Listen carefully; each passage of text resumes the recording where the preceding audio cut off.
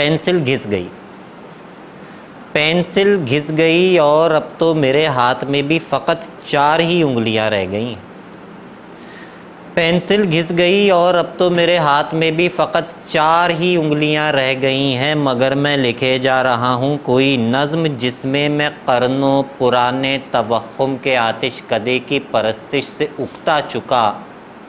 कोई अध देवता हूँ, अपाहिज खुदा हूँ, ज़मी पर हुए आसमानी गुनाहों का वो मुद्दा हूँ जो ख़ुद अपने होने पे हैरान है, यानी आधा खुदा आधा इंसान है। ऐसा इंसान जिसे बंदगी का ज़रा भी सलीक़ा नहीं, और ऐसा खुदा कुछ खुदा बंदगी जिसको आती नहीं, जिसके 100 नाम हैं और कई दीन हैं। अब मेरे हाथ में उंगलियां 3 हैं।